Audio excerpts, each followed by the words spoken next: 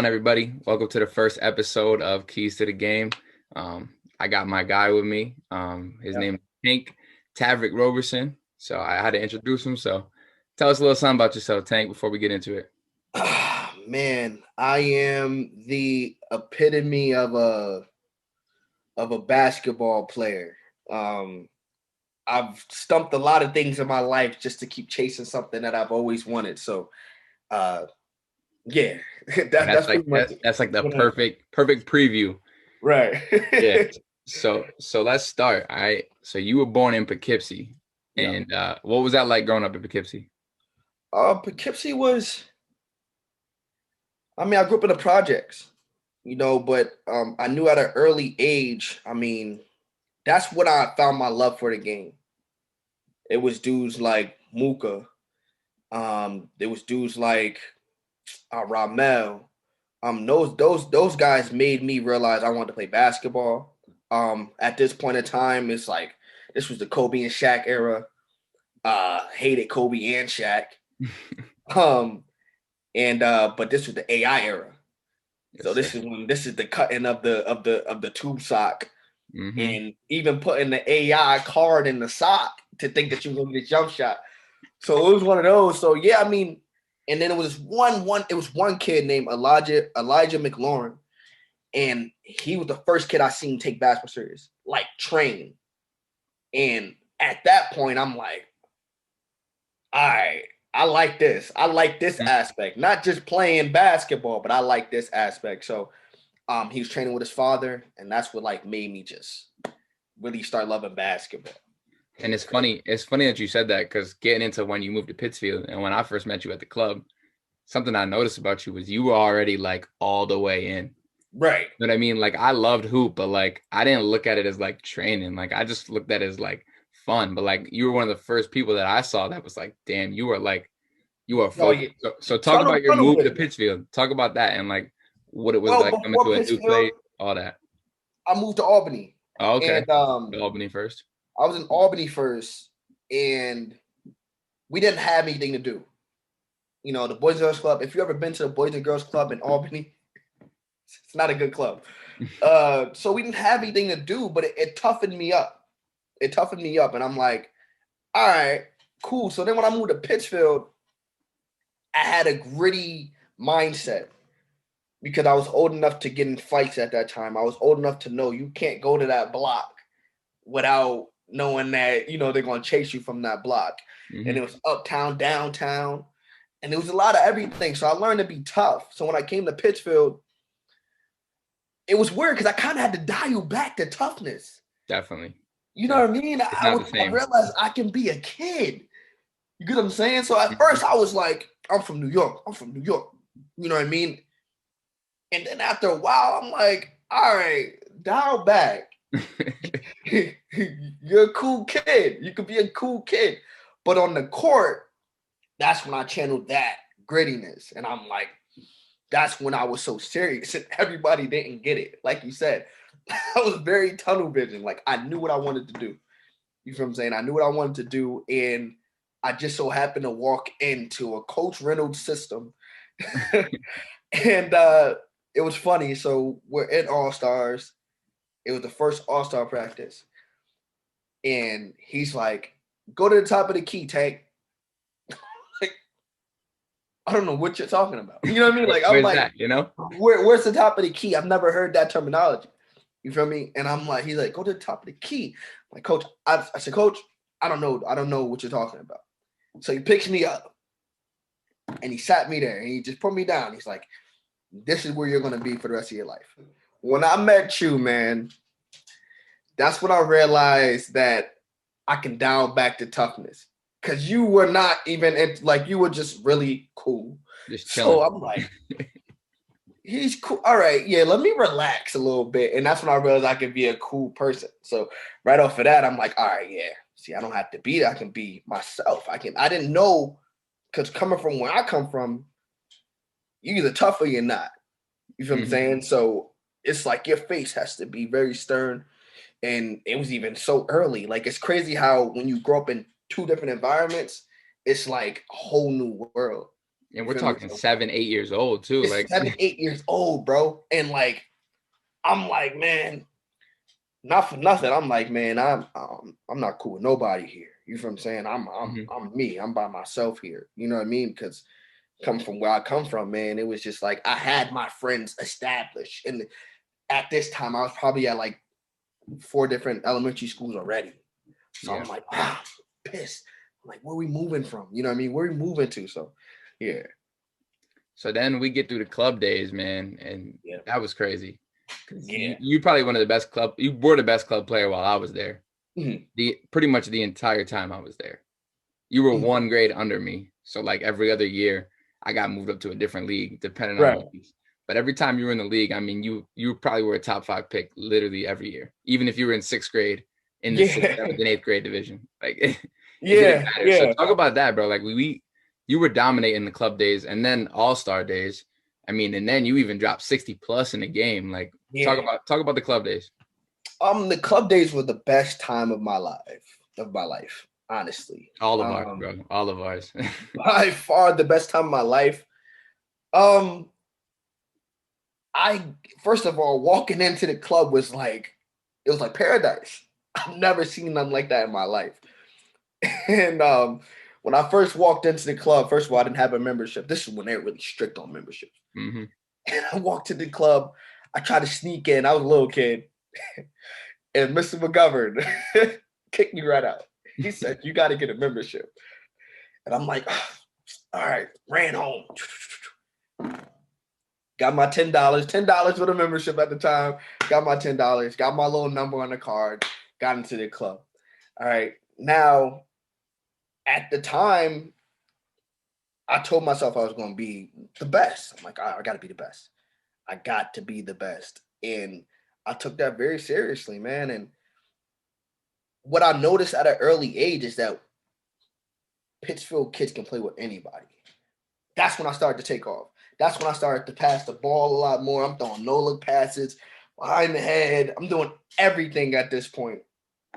And we always needed a glue guy. And the glue guy was you. I was always And there, man. you were the Listen, first guy to really be willing to pass the ball up. And everybody knew that you were good.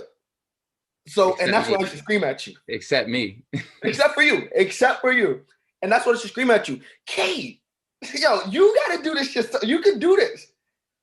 But you were willing to, that was the first teammate that was willing to pass the ball up that was actually good. So now I'm like, okay, I can pass the ball up too. I learned a lot from everybody. You know what I'm saying? So Yeah. I'm like, okay, I can pass the ball up too. Yeah. It's funny how like I look at basketball now and how I looked at basketball then. But even when I was taught, like my dad was a straight scorer, like 30 points a game. But like for some reason, what he told me and what went through my brain, it was do whatever you can to win. I don't like I could Right. shoot 0 times and I could care less. I'll get every That's a fact. rebound. I'll make the right pass every time and I'll live with the results. So like at Right. that age, like I wish I shot more, because it Oh would have my, made everything so much easier for me. We would have been better. But like way I easier. just always tried to make the right play. That was always in my head. Make the right play. If you're open, that's the right play, take it. If not, someone else is more open or someone else is a better shooter, give it up. I believe it was one play. We're playing against Lee. And this is Where when do you Lee, remember this, bro? Because I don't remember any of this. I'm not gonna lie this to you. is, I remember none of this. bro, this is Lee. And this is Cam. This that Cam Keenan kid, I think. Oh yeah, yep. That's that. This team was good.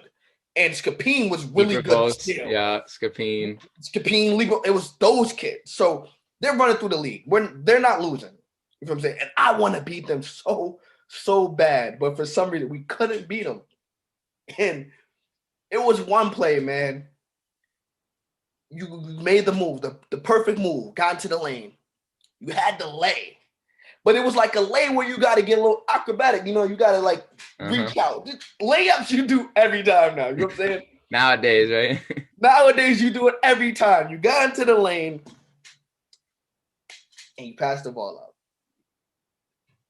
I scored, but I was pissed. And you didn't know why I was so pissed. I was like, Keelan, bro, shoot the ball. You know what I mean? And I'm like, God damn. But like again, you taught me a lot from that moment on. You know what I'm saying? Yes, And sir. then from then on, I just start tearing up the league. Now I'm like, okay, I'm the man. I'm established. I want to be the best club player. My main goal was to be, and he wouldn't even be. He would probably laugh at it.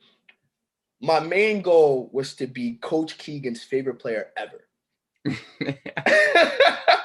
Because me and him always bumped heads, but I knew he had a lot of love for me. You feel me? Did So always bump heads. always bump heads, but I respect him so much that, I'll come back and it'll be regular again. You feel what I'm saying? And he'll be regular with me. He knew I was a kid, and I want to be his favorite player. I'm gonna have to ask him about that, bro. Yo, bro, Ask him about it. Because I remember I used to ask him questions like, who's your favorite player? Who's the best player you've seen play? And he gave me a kid's name. I can't remember his name, man, but he gave me a kid's name. Then he gave me Sadell. Yeah. Okay. And then he said me. And I was so excited that you made the list. You made the list. I made the list. But he was like, my favorite kid was Ariel. He pointed that out. That's sentimental stuff too. That's a sentimental thing. Yeah. So I'm like, okay, respectfully. I knew that. I didn't say it, but I'm like, I knew. Cool. So that was my main goal. So that's when it took me to the 69-point night. Yes, sir. Against, who you played against? Against Joe Wiggins. And who else? Keith. I was on the team, bro. I was on the team. That was easily the most legend. And I've been working at the club for 7 years. I've never seen a game come even close to what y'all two did that night. What y'all that was insane. So you gotta talk about it now. Go ahead. Okay. Set the scene. Talk about it. I'm gonna go from the beginning of the day. So, and I remember everything. So I know I'm in school. I'm at Reed. You guys are at Herbert. Yep. I was already jealous of that because I always wanted to go to Herbert. So I would create, how you hear those players, the great players create something in their mind just to have an attitude about it. I created that type of stuff. I created that, and I didn't find nothing wrong with it. So you guys being at Herbert and having friends and being together, that pissed me off. And I'm like, I'm at Reed. I don't really want to be here. You feel what I'm saying? At this time, my friends, you had Shaq, who was a grade below. Then you had Trey, who was a grade ahead. You feel me? So it was no one really in my grade that I was like super close with that I played basketball with, because all of my friends went to Herbert, every one of them. So I create that narrative in my head. I'm like, yeah, they think they're better than me, man. They think they're better than me. They go to Herbert. They go to Herbert. They're having fun. They think that they're better than me. So I create that in my head, and I'm like, I'm gonna kill Joe tonight. I'm gonna kill Joe tonight. I'm pissed off. I'm like, they think he's better than me. They really think that he's better than me. I grabbed a pair of my sister's sneakers. She had a pair of 7s. We called them the ketchup and mustard. I believe they're known as the citrus 7s. I grabbed her sneakers, because I was fitting her sneakers now. And I grabbed a pair of her socks. Oh, I was wilding out. It matched the uni, though. Never forget it. We're in the game. Yeah, I got Trey on my team. Orange that year? Orange that year, yeah.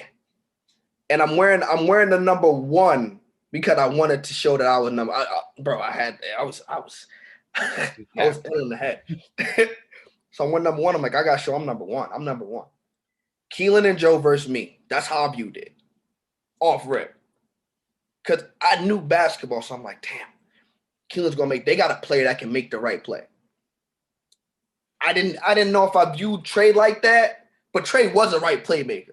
You know what I'm saying? So at that time, I didn't view Trey like that. But he did make the right plays all the time. Now we're going at it. Now I'm like, yo, let Joe shoot. I'm like, let Joe shoot. He can't make a shot. He can't make free throws. Let him shoot. Lo and behold, this man is making everything. Everything. Foul shots, layups, 3-pointers, middies. And that's when he developed the short corner mid-range shot. No one makes that shot but Joe. To this day, that's his shot, too. That's his shot. And I'm like, why is he so good at that shot?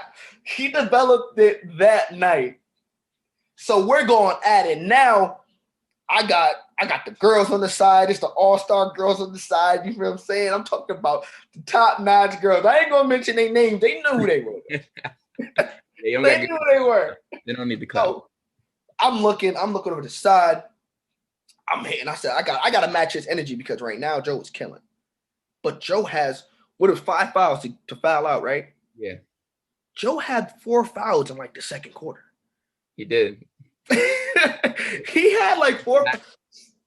Bro, somehow he didn't foul out. No. Somehow he didn't foul out. So now everything's hitting. I at this point I'm kind of like experimenting with different jump shots. You feel me? But at this time I brung the ball around and I shot like this, one hand. You feel me? So I'm shooting one hand. I still kind of do. You see it? Yeah. So I'm shooting one hand, but I'm bringing that thing around. I'm catching rhythm. I'm hitting shots. I busted my lip. That pissed me off because the girls is on the side. I cared about stuff like that. So now I'm like, oh, nah, we got to win now. We got to win. But no, Joe wasn't having it. Joe came down, hit another shot. I'm trying to go to the basket. Joe's moving out the way. So that's why a lot of the 69 points is because Joe was moving out of the way. Seriously. I'm going past whoever, and Joe can't contest because he can't play defense. He got 4 fouls. And it was in the second quarter, so points are just piling up. But he's matching everything. End of the game. Coach Blunt, he told us to foul. You remember who your coach was? Coach Wayne and Coach Kenny. This is Quincy's dad, and then this is Trey's uncle. Loved him to death to this day. He told us to foul, man. I'm like, no. We fouled Joe. Not only in my head, I'm like, the game is over, first of all, because he's going to hit these free throws. But I'm like, damn, he won the duel. I didn't know how much we scored, but the fact that he was about to win the game, I'm like, he won the duel. He won it. He won the game. He just won. All of this doesn't matter because at the end of the day, yeah, the buckets was great, bro. But if anybody know me, I want to win. I want to win the basketball game. I'm like, damn, he won the duel. So he hit both of the free throws. I was pissed. Came back down. It was a game. It was one of those games where, all right, so I came back down. I shot the 3. I made it at the buzzer. That's what kind of game it was. You know what I'm saying? We end up losing the game. That was a tough situation for me to swallow, but it was a monumental, legendary night. I never will forget that night. 69-72. Joe Wiggins had 72. And a fun fact is the game went to overtime, and I fouled out in overtime. Yes. Yeah, I fouled out in overtime. So I didn't even, and I knew the whole time Joe was getting buckets, and I'm not a scorer at this age anyways. So every chance I got, Joe. I'm setting Joe up for dimes all day. I must have had like 15 assists. Getting the ball, yo, bro, and that's the thing. They didn't count those assists. They don't count assists. If they counted some assists, bro, you probably would have the record. Honestly, think about it though. You've been on some really good teams, right? Oh yeah. And then you think about it, Joe was the one who had the legendary night because you was on the same team as Lamar. Yeah, that was a crazy team. That was the year before. You were a 6th grader. Yeah. Yes. And I viewed Lamar as the best player in Berkshire County at the time. And this is when Chris Bush was the man. I was going to say, most people thought Bush was. Yes. I was with you, though. Lamar. Exactly. I thought Lamar was on a whole different spectrum. It was because it might have been because he was a lefty, but something, bro. But he just had something about him that he just had. But, he was another player that just didn't make any mistakes, bro. He always did things right. Yeah, he led us to that chip for sure. Absolutely. I ended up choosing St. Joe, and pretty much the rest was history. You know what I'm saying? I wanted to go there because those kids knew how to play basketball, and I knew that if I went there with them, we would win basketball games.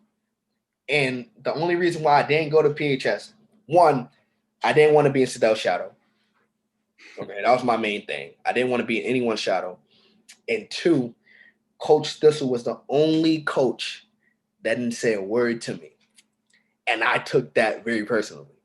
So whatever team because Coach Dissel was with you guys, and then he went to Greylock. So whatever team he was on, I wanted to beat him every single time. So I didn't like the fact that he didn't say nothing to me. And it's crazy too. It's like, so I began to like him because at Greylock, first of all, he figured, he's been coaching against us the whole time. So he just knew us. So at Greylock, they beat us twice during the season. Well, and then the year before, they beat us once. You feel me? So they were kind of figuring this out. I was going to score my 1,000 point. And Coach Dissel was like, let him go. Like, this is great. You know what I'm saying? Like, let him go score his 1,000. And his team didn't let me score my 1,000. So then we get to the end of the line, and I'm shaking his hand. He's like, "Yo, you're a really good player." That was the first words he said to me. You know what I mean? He's like, "You're a really good player," and I'm like, fine. And that's crazy how I'm looking for recognition from Coach Dissel. He probably don't even know this, bro. Mm-hmm. But I'm like, finally, I get something from this man. I haven't heard him say a word to me. I didn't even know how he talked. I didn't know his voice, nothing. But I finally got a word from him, and he's like, "You're a really good player." I'm like, thank God. And then Coach Brindle then says, "Yo, he wanted you to score your 1,000. He wasn't trying to stop you from scoring your 1,000. The kids were just like, hell nah. You're not going to score 1,000 here at our place on us." So that's when I was like, all right, I like Coach Dissel now. Yeah, nice. It's so crazy how, like, the way I viewed him, I just didn't, I was like, at first I'm like, yeah, he must not know about basketball because he ain't talk to me. Mm-hmm. You know what I'm saying? So for a long time, bro, I just didn't, I was like, he not a good coach. You know what I'm saying? And then you tell me that, bro, and it's crazy how it just all comes in a full circle. You know what I'm saying? Nah, he was awesome, man. One of my favorites. But before we get off the St. Joe topic, we got to talk about it. We're talking about 1,654 points. Is that correct? They got it wrong, but yeah. What's the correct number? I want to make sure I got it. The correct number is 1,720. 1,720, bro. Yeah. You're the all-time leading scorer at St. Joe. You're the back-to-back Berkshire County MVP. You guys finished second in the state in 2012. You got to talk about that run. You scored 47 points in 19 minutes. Yeah. You just got to talk about that run. That was a crazy year. Talk about that run. Okay. It was a special run. It's a run that I will never, ever forget. We knew each other. That was the best thing about it. It's the best thing. It's the best story where your rivals become your brothers. Mm-hmm. You feel me? And at first it was like, you saw it. It was like, all right, on a fast break, if it's me and Carp and Jab is running the fast break, he's going to pass it to Carp. You saw things like that. You know what I'm saying? It's like, okay, that's the CYC connection. You just kind of all right, you know what I mean? That's cool. You understood it. Because if it's Carp and Vontae running the break, or it's Carp and Joe running the break, you know what I mean? I'm passing it to Levante. I'm passing it to Levante. So, you figured that out quickly, but then when you seen it just unfold, it was like, oh no, that pass is now going to me too. It's now going to Vontae too, from Jab, from Carp. And now we're like, oh, we got something. So my favorite team of all time, it's a toss-up because my freshman year, when Dan had a magical run in the tournament, I wanted to see Dan do so good, like so bad, because he went through so much. So when he was just tearing up the whole Western Mass, this was his time. You know what I mean? Like it was great to see. And this was the Curry era. This was the Curry Davidson. So we looking at Dan as our Curry. 2009, 2010. Right. So so now we're like, we're the Cinderella team. We're not supposed to be here. And once Dan went down, yeah, it showed. We got beat by 40, I believe, by new leadership. That was a really good team. But back to it. My junior year, that was the best year of my life. I figured that's when I started to figure everything out. Coach or Mr. Hart, Dave Hart, not the older one, the younger one. Yep. Okay. He came to me after my sophomore year. He says, "You know what you're missing?" So I have no idea, Coach. You know what I mean? You're missing the mid-range. I got in the gym, and like you said, man, I took this very seriously, bro. So I got in the gym, and what Mr. Hart he was so surprised because he was like, "Coach Brendel didn't tell you about this? Because this is Coach Brendel's shot."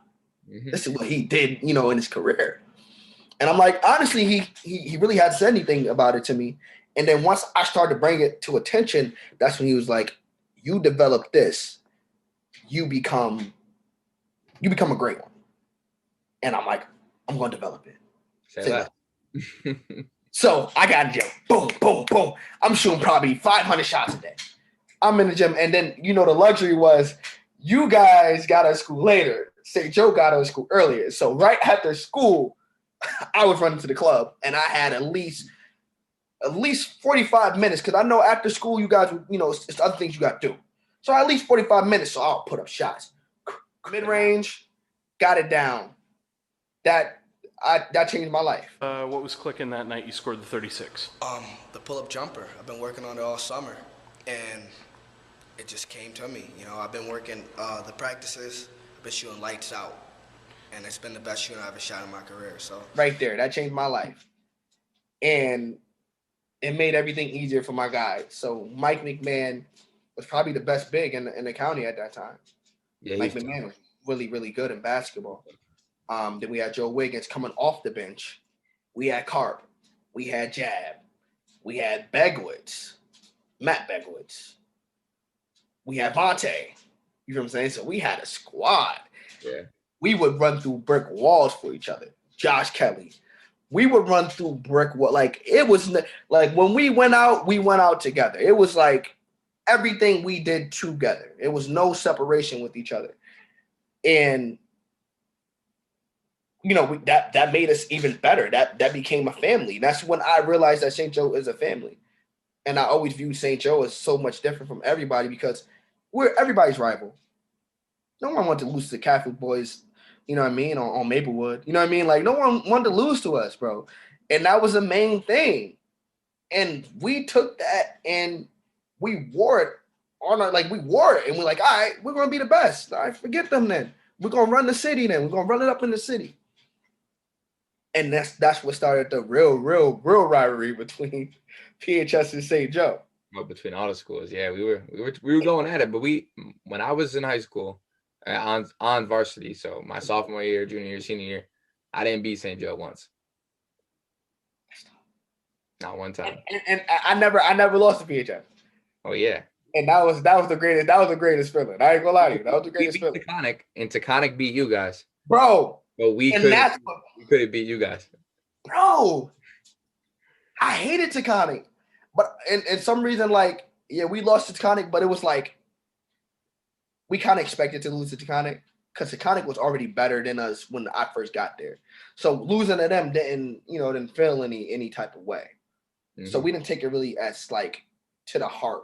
Probably our senior year, but not junior year and stuff like that. Not before. Because it was like, all right, they got Chris Bush. Yeah. With me at this time. They got Chris Bush. This guy he's tough. So when we got in, we can't lose to PHS. So it was like that was the rivalry, in all honesty. It was Lee, Lennox. Well, Lennox was a big rivalry too. Lennox was, yeah. Definitely a big rivalry for us, definitely. And it was you guys. So that's what created that. And I just felt like if we had the war on the floor at that time, it would have been crazier. It would have been. Because you got Goody in the crowd going, yo, you got Mark Goodman in the crowd going crazy. Shout out Mark Goodman. Shout out Goody. Oh, shout out my boy Goody. Love him to death now. But at that time, hated him. Didn't like him. So, St. Joe versus everybody. We wore it on our back. That's when we became who we became. And then we started winning. We started winning a lot. Second in the state. We knew we were real deal when the Division Ones wasn't scared of us, but they knew that we were real deal. Mm-hmm. And even the Division Twos. So coach was like, they don't want to schedule us because if they lose, it looks really bad. The bad luck. But if they win, it's not doing nothing. Supposed to win, yeah. You know what I mean? They're supposed to win. But I thought with us being second in the state, no matter the division, I think we were only behind, bro. Honestly, in my eyes, we were only behind Central, Brockton, and then it was us. You feel what I'm saying? We felt that we were like that good. And then we end up Putnam too. Be careful. Putnam was very tough too. That was your senior year was the year where they won 3 in a row. Oh yeah, no, That was my the senior first year is when they took. That's when Key and them won the first one, and then and then they kept winning, and they kept winning, and they kept winning. But the year before that was Central. Central was like bro, the that best team, one of the best I've ever seen. That was the best team I've ever seen established ever. I played with them in the All-Star, the Western Mass All-Star game. So the 4 of them, they have 4 kids. Tyrell Springer, Player of the Year. Yeah. And then those boys, they were all on one team, and I was on the other team with like the Holyoke kids. You was on the other team? We won though. We won. Oh, yeah. My boy, he wasn't my boy, but Alex Lopez, I think he's from Commerce. Bro. Yeah, he was tough. He went off for like 25 or some shit. Bro. Alex, not many people know about Alex Lopez, and I'm here to tell you about Alex Lopez. Alex Lopez was my height and can do anything with the basketball. He was like that. And it's funny because I'd never talked about him again. I don't even know if I ever saw him again. But at high school, I didn't see him again. He was like that. He just like my senior year, a lot of things were going on. And we just didn't figure it out. But I was doing a lot of things individually that was monumental. And that takes me to the 47-point game in 19 minutes. 19 minutes. And, at this time, it's like, first of all, you never know how much you're scoring. Nah. But a lot. I knew I was scoring at a high clip that game. And like I said, I always create something in my head. And we're supposed to play this team in the Winter Classic, and they ended up canceling on us. And I felt like that was disrespectful. So I'm like, we're about to, and this team was so cool, and they were so they weren't a good team. They stunk. They were so cool. They were such good people. The parents were good people. And I took it out on them. And I was scoring at a high clip, shooting threes, making threes to the basket. Honestly, that was probably my best game ever in my life. Because I felt like I was 20 minutes, bro. Yeah, bro. I felt like I was just better than everybody, and like I just felt like I belonged to be mentioned with anyone at this point in my life. You feel what I'm saying? Like, I wish Hoop Mixtape was there. You feel what I'm saying? Like, that's when everything was Baller's life. Wish they was there. So, coach takes me out for like 2 minutes and lets me play a little bit more, and then he's like, Tank, you got 45. The record is 45. Score 2 more points, you come out the game. I scored 2 more points, came out the game. Now, imagine if I played the rest of the game. First of all, we end up beating them by 100. Yeah, I was going to say, if it was a better game, you had a better chance. Right. We end up beating them by 100.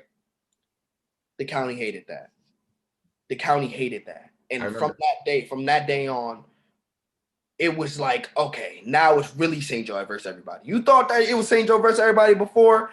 No, they don't like you anymore. You're not going to get any calls. And Coach Brendel called it out. And then I just had to realize, like, hold on. Coach Brendel's not the most likable guy, in general. You know what I'm saying? So yeah, he has some enemies for sure. So now it's like, okay, now it's really us against everyone. Everybody was going against us. And then we're going against each other within the team. There was a lot of things going on, man. There was a lot of things going left, but somehow we managed to make it to the Western Mass Finals again. Now this is against Smith Academy, and bro, we didn't look at Smith Academy any different, but coach, for some reason, over prepared, and we knew he had the right mindset, but I think that he viewed one kid as way better than what he was. And Matt Shoda. He was a really good player. But we had some dogs on there. We could have played man-to-man, and we could have just, figured it out there. We beat that same team by 45 the year before in the tournament. So it was just like, why are we doing this extra stuff? End of the game. I got the ball in my hand. We're down by 1. I got the ball in my hand. This is what I've been waiting for. Yeah, And the you know moment in the backyard, in the gym that you've this been is what counting I've down in been your head. waiting. This is what I've been waiting for. 2-time Western Mass, 2-time MVP. This is it. This is going to solidify everything. I don't want to hear nothing about who's the best, nothing anymore. Now, you know me. Now, my hop to the right is going right back to that left. Mhm. At that time, that was my spot. That was my signature move. Huh. Huh. Whew. Kid picked it. End of the game. Kid makes the layup. We're down by 3 now. This kid he couldn't guard me. He couldn't guard me ever. You feel me? He could have never guarded me again in that position. I could have did that same move. He wouldn't have guarded it. But he was waiting for that move. And I went up, went across to the left, picked it, scored a layup, game over. And that right there, and if you notice me now, I don't really do crossovers no more. Like that really scarred me. So I don't really do the right to left anymore. That just kind of I left that behind. After that day, I'm like, I can't do this no more. That hurt me. And I'm like, damn. You know, I was down. So It's all in and outs now, anyways. It's all in and outs. Yeah, in and outs. In and outs now. Yeah, you know, that's just the game now. No one's really doing it anyway. So yeah, that right to left. You don't want to expose yourself to the ball. But that's a tough way to end your high school career, because you did end up going to a prep school. Yes. So you end up transferring to St. Thomas More. For those of you who don't know, it's in Connecticut. When you got some alumni, you got Andre Drummond, you got Damian Lee, and you got just this one guy who happened to play for the Warriors now, Eric Pascal, which happened to be your teammate. So talk about your journey at St. Thomas More. I know you only played 1 year, right? My postgrad year, yeah. 1 year, yeah. So talk about your postgrad. I walked on to St. Thomas More. Jerry Quinn, man. Jerry Quinn, I think he might be a Hall of Famer now, like in the Basketball Hall of Fame as a coach. He told me off rip. He said, "You are a big fish back home." He said, "You're not going to be a big fish here." Off rip. And in my head, I feel like I could do whatever I want. I'm like, I'm going to prove him wrong. That's my main thing. I love to be fueled by it. I get on campus, I twist both my ankles twice. Never did that before. So now I'm already in bad graces with him. He thinks I'm soft. Just never really developed a relationship after that. By mid-season, I figured them out. I figured everybody out. I can do whatever I want now. I didn't feel like I was doing too much. I didn't feel like I was doing too less. You feel what I'm saying? I felt like I was going to get a bucket regardless. I didn't care at this point. And then I realized something. And I'm like, yo, I didn't get any playtime. So I didn't really get – I got now that I look back at it, I got a good amount of playtime. For what team I was on, by the end of the season, I was in the game. You know what I mean? It just was, I was sitting out more so than what I was playing. So in my head, I'm like, I ain't getting no playing time. But I look back at it, I'm like, dang, Tank, I feel like I could have played way more, obviously, especially by mid-season, end of the season. I'm a realist. In the beginning, it was too much for me. They played AAU.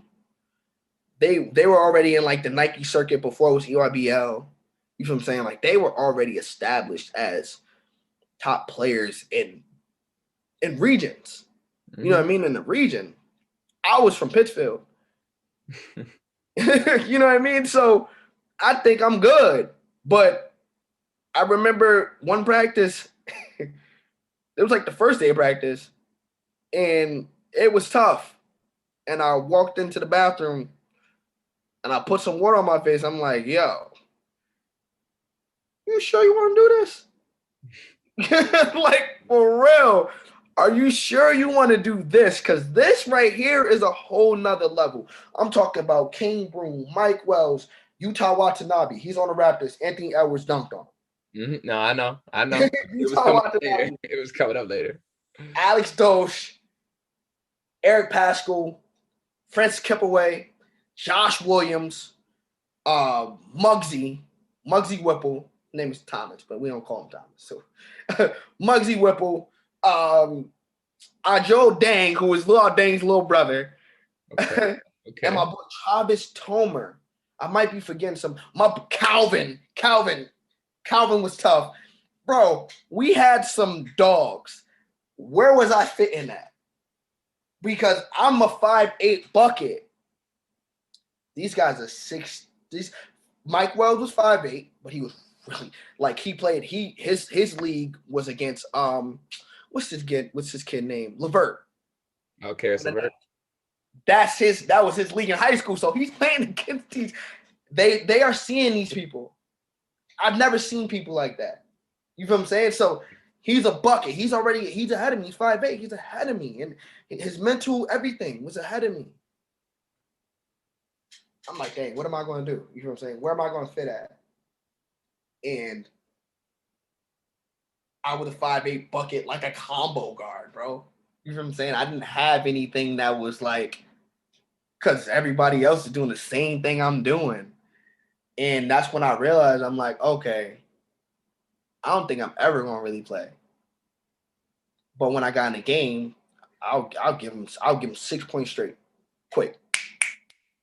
Didn't take me out. I won't go back in. But respectfully, he had other people to put in. Yes, sir. That team was really good. We ended up being the number 2 team in the country. We lost to D.T. Graham on the Hornets, Donovan Mitchell, Brewster, who was only a sophomore at the time. And then they had a whole bunch of Isaac Copeland. I think he went to Georgetown, and then they had a kid going from to Arizona. That team was out of this world, and then the team after that ended up being even better. But whatever. No, Donovan Mitchell was a junior at the time, and I got in the game, and we played. But we were beating teams like IMG, the big names. We beat IMG. We beat IMG by like 25. You know what I mean? I had like 12 against them. You know what I mean? I got some stories. We can talk about it. but yeah, I mean, St. Thomas More was a rude awakening, but it rebuilt my fire. Cause I'm thinking I'm the man. You know what I mean? 2-time Berkshire County MVP. I'm the man. You know what I'm saying? But that means nothing. It doesn't. But that rebuilt of your fire, you know, you took and you bottled it up, and you took that to Pine Manor, and you dropped damn near 1,400 points in 3 years. Yeah. 1,400 points in 3 years in a school that never had a men's program before. And you walk in there and you're like, you know what? I'm about to show you the best player you're going to see for the next 20 years. Exactly. So now, let's move on. You on to Pine Manor, bro. Yeah. Small school in Boston. We went there. We'll talk about that after. We'll get to that. We traveled there. Talk about your time at Pine Manor, bro. By the way, career average 19-4. Whew. 19-4. That was a love-hate relationship at Pine Manor. I had a coach by the name of Rich Foddy. That's one of my favorite coaches of all time. He showed that he believed in me from the beginning. And that's what I needed. Yeah. If I didn't, because I originally committed to AIC. And I would have had to sit out a year. If I would have sat out a year, I probably wouldn't have played basketball again. That's where my mind was. I was down in the dumps, bro. After that St. Thomas More year, I didn't play. I'm like, dang, I'm not good enough. You feel me? They pretty much told me, like, they pretty much were saying I'm just not good enough. And when I committed to AIC, they low-key helped me out. So I said, you know what? Forget them. I don't want them to help me out at all. I'm going to go build something that I want to build. You feel what I'm saying? That's how I ended up. And then Shaq was the first one who committed to it. And Shaq was like, hey, come to this school in Boston. I'm like, I would love to be teammates. I loved Shaq. I love the way he played. Me and him just were like peanut butter and jelly for some reason. We just knew each other. We knew how to play with each other. You were a good mix too, because he was an alpha, but he didn't show you. Like, if you didn't know him, you didn't know he was a dog. Like, you know what I mean? Exactly. Like, there. But like you come off as alpha as soon as you step on the court. He was like, I'm cooling, but like don't back off on me, because don't sleep. Yeah. Because I'll pull from 42. Like I'll pull from there. And I love that about Shaq. That was my dog. And that's how I ended up there. But what I noticed was this when I realized, like, all right, D3 ain't no slouch. I always look at D3 like, not going D3. Me too, bro. I used to say the same stuff. You know what I mean? Like, it ain't nothing. Like, it's whatever. Yeah. So you start playing it. Then I started playing it. And we had this kid named Daylon Orr, who, God rest his soul, that's my boy. When I say Murph World, that's who I mean it for. You know what I'm saying? That's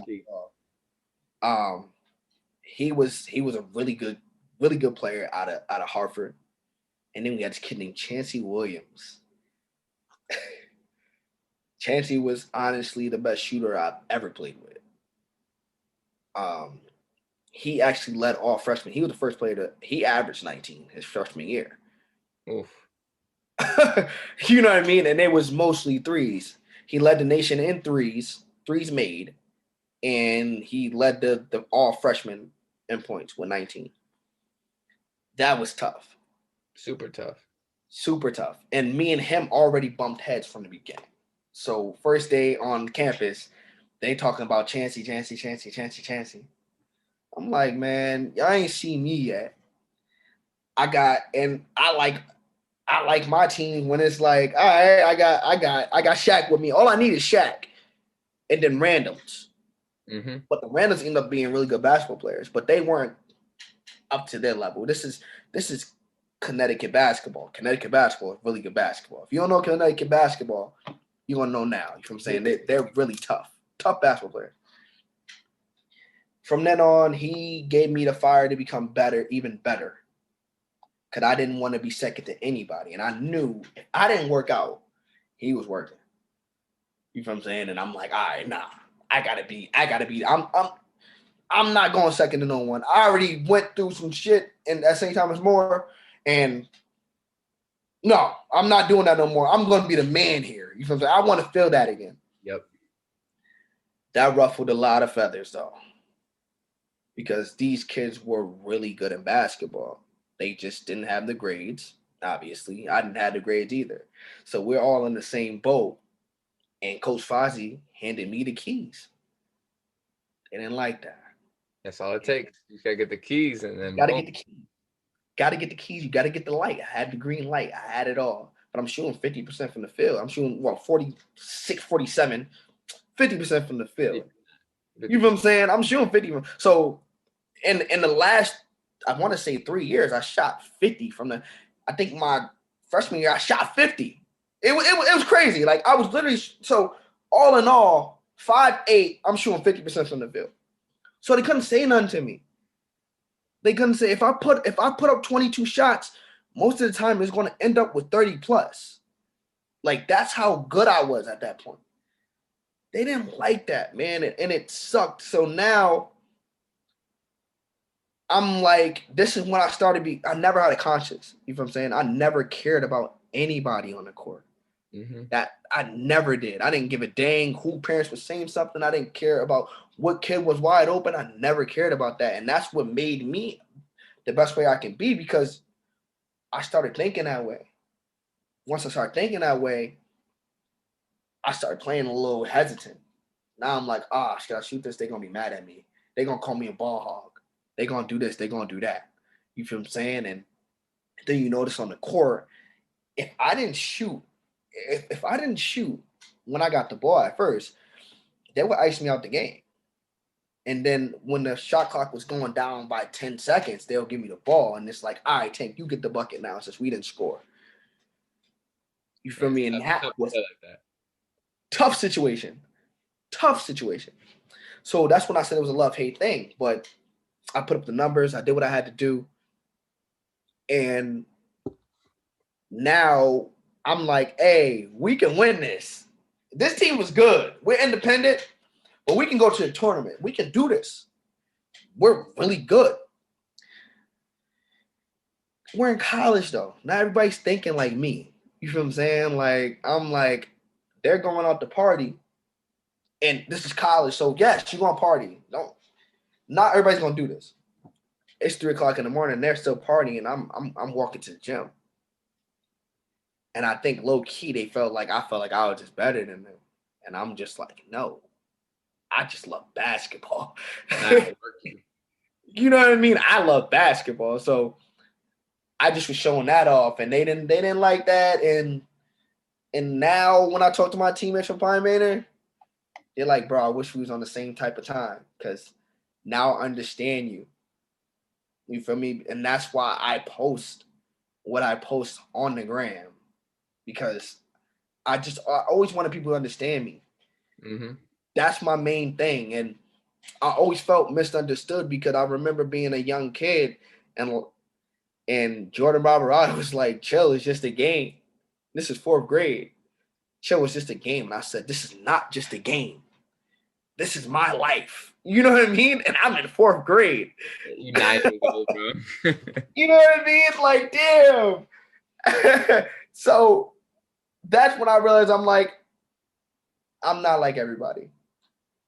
Yeah. And that's when I became to be conscious, stuff like that. And that destroyed me, low-key. I ain't gonna lie to you. That ruined everything. I ain't gonna lie to you. There's pros and cons to everything, bro. You know, no matter which way you look at it, like, everybody's not gonna be Kobe, you know? And you had a Kobe-like mindset, but not everybody's gonna love you like they love Kobe, you know? Like, right. Like a special beast. But like, you have a similar mindset, you know? Some of the same things that you're saying.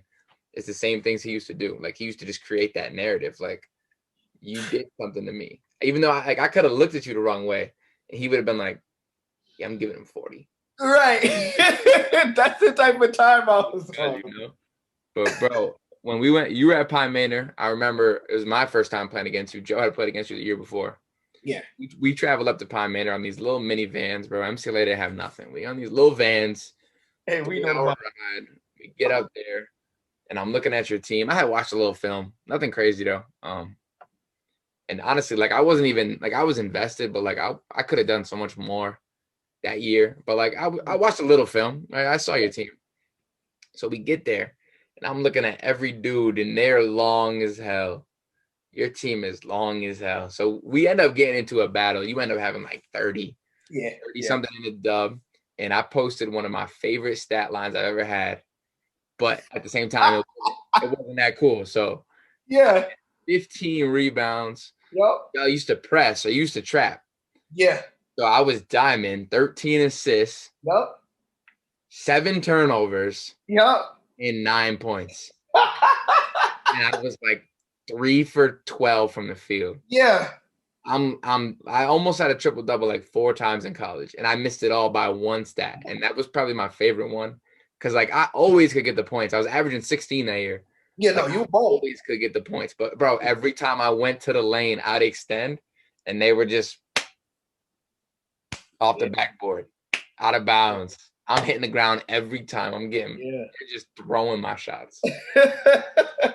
Bro, that was a battle, but that was probably one of my favorite stat lines ever, just because, like, I had it, you know, and we didn't win. We lost by like 15, but, man, I wish I had it back. And I will never forget that game. You know, man, you know me. I'm back. Of course, we wanted to beat you too, though. Right. Like, Tank, man, I don't want to hear from him for the rest of forever. We never.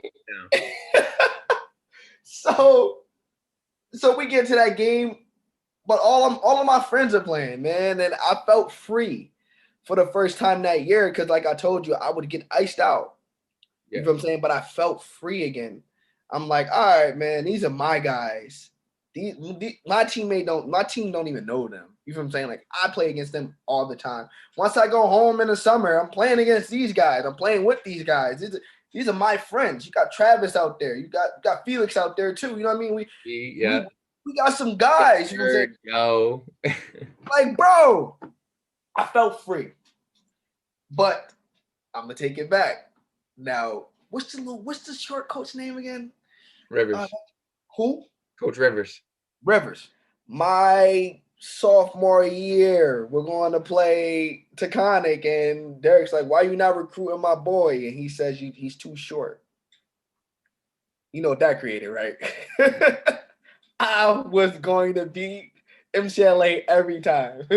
Every single time. We lost to MCLA one time when Ruben was on the team. This is before you got there. I think you and Joe had a battle that game. Joe went off that game. Yeah, Joe went off. Bro, honestly, Joe went off sophomore and the year before you came. Joe had 26 and he was jamming it. Mm-hmm. I hit up having 36. At MCLA. At MCLA. Now we're playing you guys now.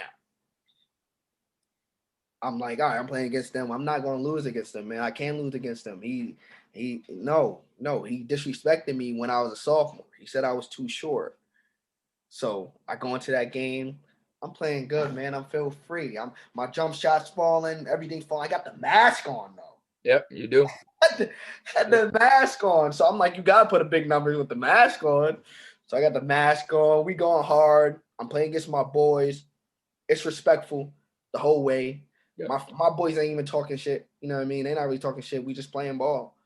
And that was my favorite game by far. You know what I'm saying? As a collegiate player right there. It was just like, yo.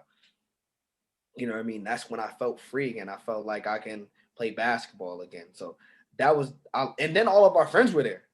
I was gonna say Jab was in the crowd, Brady. Yeah, Brady was there. Yeah, we had everybody was there. And I mean, it was a tough one. Vaughn pulled up to that game. Vaughn pulled up. Don. You got Trey. Yeah. Everybody was there, bro. Got that picture too. I'm gonna post a picture on this too. Right. It was a good time, bro. And I mean, you could see the difference between the emotions in the picture because it was like, oh yeah, it was tough. I was just gonna say, bro, the game ended, and I'm like, all these people here, man, I gotta take a flick. Like we gonna remember this forever. You know what I mean? Like we gotta picture this. But yeah. I'm sick because I had like 8 turnovers. Like I knew I had a bad game, and then once I started stat sheet, like that's why I say it's my favorite now because in the moment I'm like damn, I didn't show up. Triple double. We lost by 15, and I'm 3 for 12. Like, just imagine if I got a couple more buckets in. I know. And that's the thing. I'm like, I went to go look at the box score afterwards. I'm like, yo, he almost had a triple dub. I'm like, oh, nah. If he would have got that triple dub, bro, I would be like, oh, damn, he got us. You know what I'm saying? So, back-to-back games, that same year, I put up 28, 12, and 9. And I put up 26, 9, and 13. Oh my God. So those 3 games, I was all 1 year. I missed a triple double by 1 stat. That's crazy, bro. Other two were dubs though. Other 2 were dubs.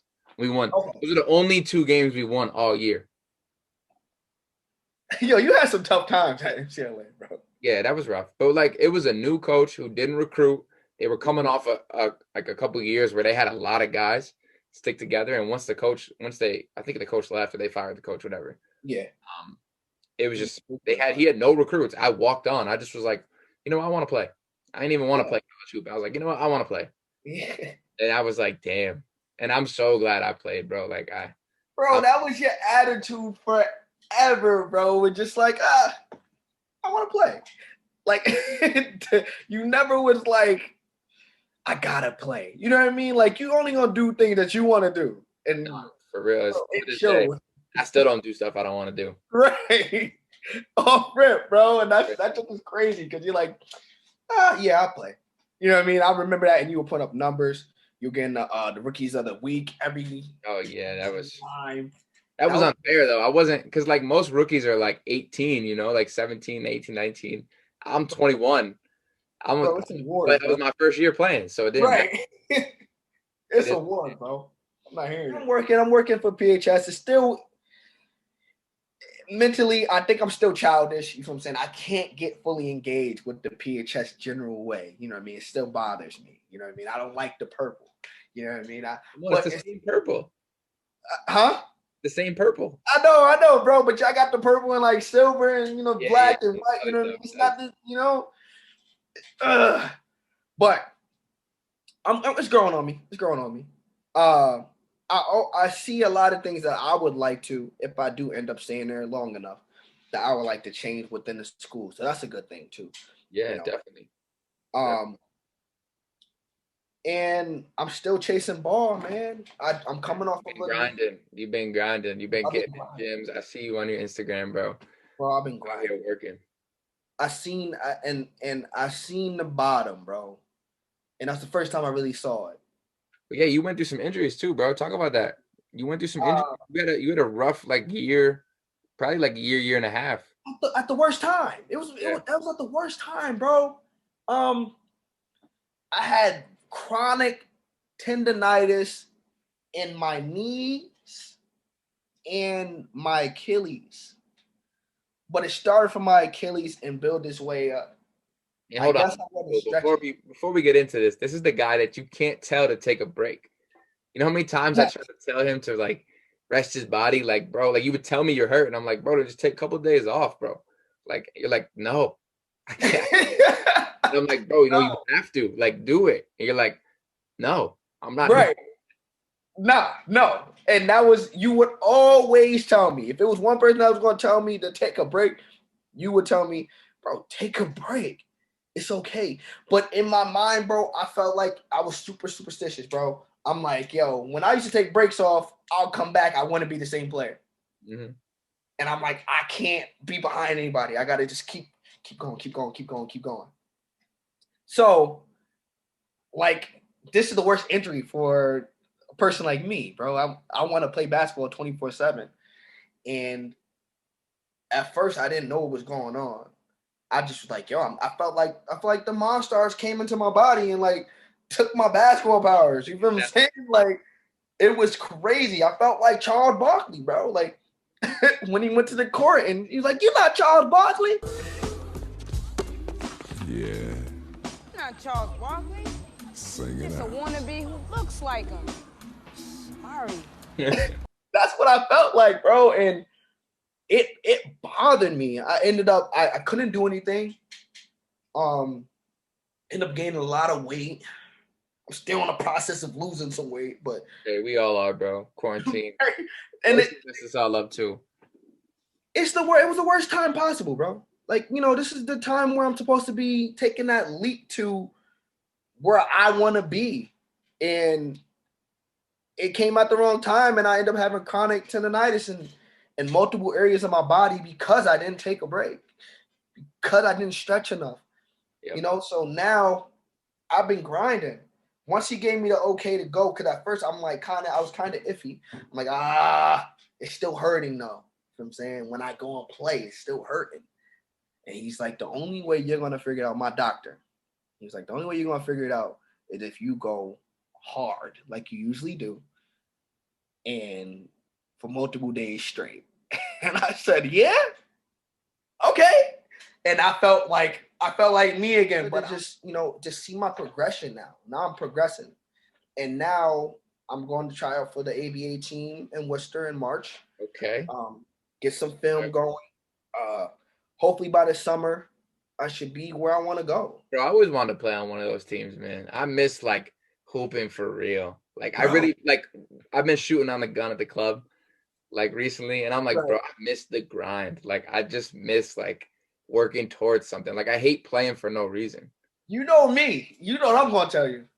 You know we can get a gym anytime. I always tell you all the time, bro. You know I see division. I don't care. Listen, Pierre Jackson, he's way older than us. He's still playing, bro. He got Achilles tears and teared his ACL, towards ACL. Like, bro, listen, man. I feel like can't go overseas. Like, you just not feeling that part.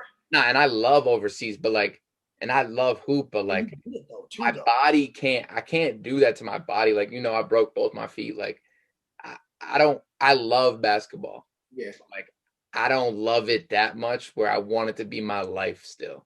Right. I mean, like, I would love to do that ABA stuff because, like, I still got a job. I still got my life. I still got my family. And then I get to go hoop. Like, I love men's league, bro. Like, I live for that, bro. Me and Dan are there all day, like, all right, men's league. What we doing this game? What's rotations? Like, bro, we live for that. Like, I would love to do that. So I might hit you up about that, bro. We got to see bro, that. Bro, I was about to say, we're going to talk after this. You know what I'm saying? We're going to have to, bro. That's real. So, yeah, I mean, but also it took me a while too, man. You know, for a long time, I lost my competitive nature.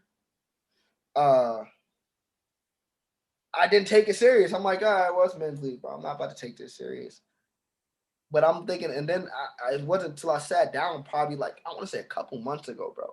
And I'm like, bro, you took everything serious. It didn't matter if it was a 2-on-2 outside at the common. You took everything serious. So you need to get that back. It was a lot of things I did. It was like learning how to ride a bike again. I was stuck in that process. You know what I mean? And now it's like I'm feeling good again. I'm feeling better. I've been working out with my boy Ant Moynihan, style my boy Ant. That's my dog, man. He's a really good player. I thought everything, all the accolades that I've achieved and all the numbers that I put up, you know what I'm saying? I went through some tough stuff. You know what I'm saying? It was a tough grind. Like, I realized, man, basketball definitely doesn't love you back. You got to love that. Because it's a lot of things that's unfortunate. Cold heart. You know what I mean? It's a cold heart. It's beating. It's beating for you. But it don't love you. You know what I'm saying? You got to love it. You got to love it to continue to keep going. And that's what I want to say to the youngest, too. I push that. Like, you got to love basketball. If you want to really do it, you got to love it.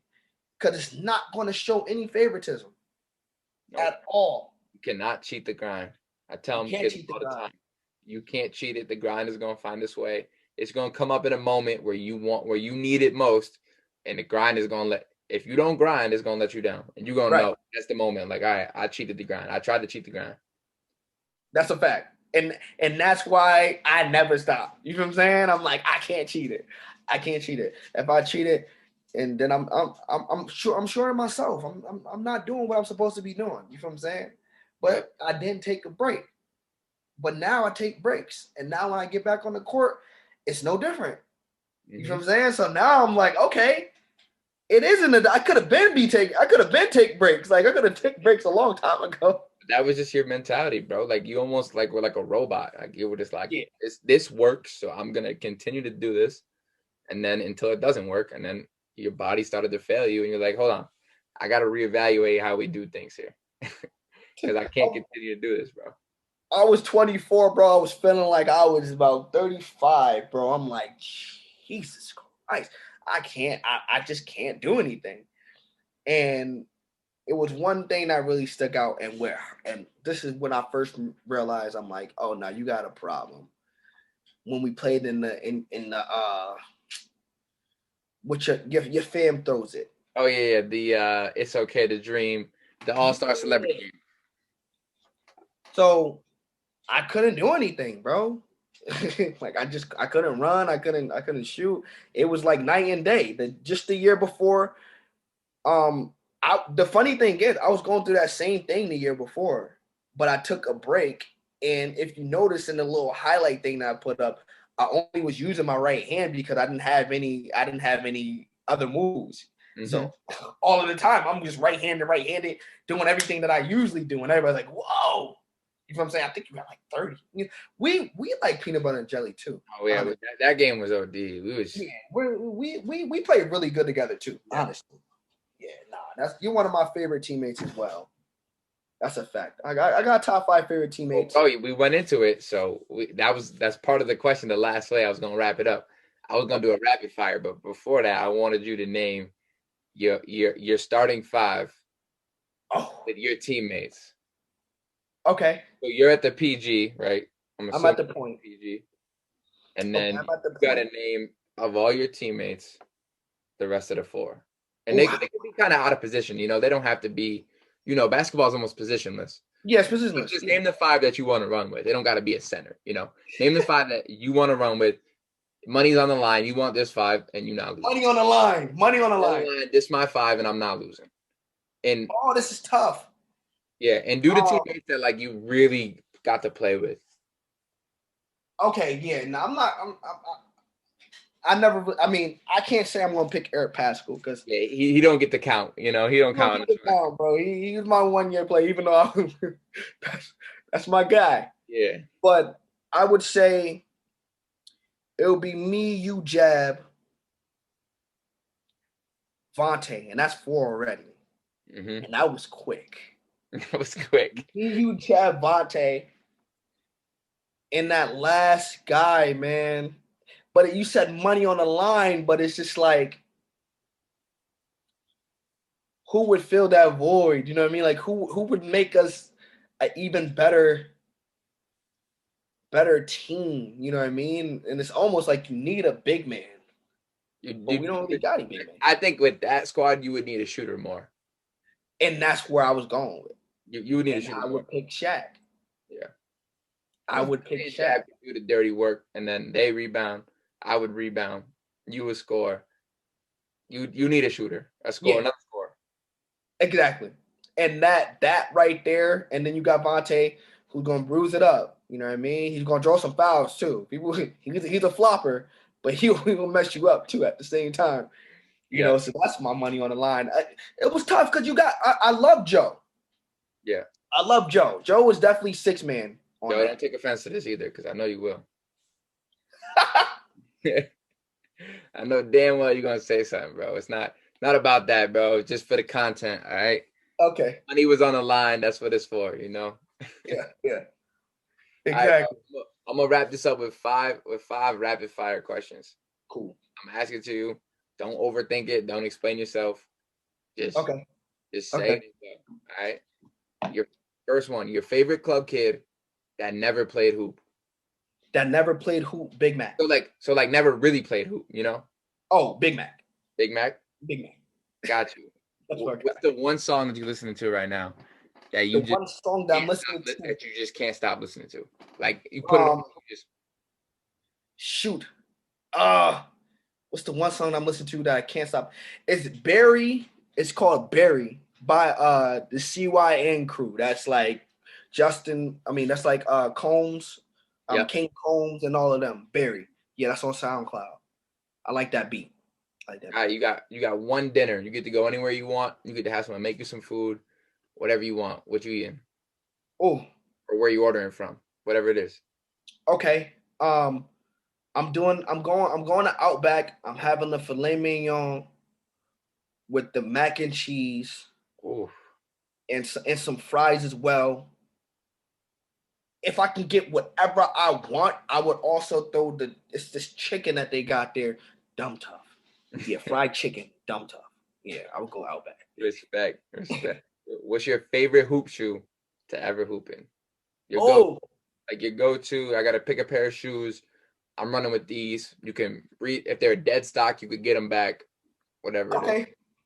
The Jordan 2, high top Jordan 2, Chicago colorway, no black stripe, just is white, and it's all white, and then they got the red line on it. Yeah, wow, that's crazy. I never hooped in Jordans. Never. Comfortable. It's a comfortable kick, but you know the grips are always different. On Jordans is just, yeah. That's definitely different. All right, bro. And last one. Who was your favorite athlete ever? My favorite athlete ever? Yep. Terrell Owens. Terrell Owens. He will get mad at me if I said his name wrong. Yes, we got the hoop with him. Crazy, we got the hoop with him. We got the hoop with him, bro, and he doesn't understand. And I got the picture with him. Yeah. And he doesn't understand that is honestly probably one of my favorite human beings. Oh, Terrell Owens, Michael Jordan, Michael. You know I'll go to bat with Michael Jordan. You know that's my guy. Then of course there's our guy. And then it's Dwayne Wade. Of course, the Flash. Yes, sir. That's my top three. You got Mike, you got T.O., and you got Flash. You got Dwayne Wade, man. That's my top three favorite athletes of all time. Yo, that's a hell of a lineup, man. I still can't believe we hooped with T.O. And that was low-key, that was 2 years ago yesterday. Really? Yeah. I got a video of me diming T.O.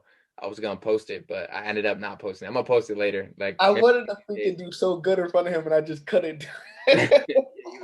You were hurting, bro. Yeah, man, I was hurting, man. But that was a great experience, and I definitely thank your father and your fam for just inviting me to that, man. Because that's a different experience. We got to see Larry Johnson the year before, and Brandon Jennings, Jacobs, Brandon Jacobs. Yeah, I met some cool people. Doing you can follow me on the gram. It's at Taverick, but replace that C with an X. It's TAVERIX. We're gonna have it right here too, so everybody gonna be able to see it too. So and yeah, I mean that's pretty much it. I ain't giving a snap out on that, but yeah, you can follow me on that, posting the grind on there. You gonna see from the bottom to the top. We're gonna take it there, man. Yes, sir. And I appreciate you for having you on, man. Thank you for having me, bro. For real, for real. Of course, bro. All right, man. Pretty.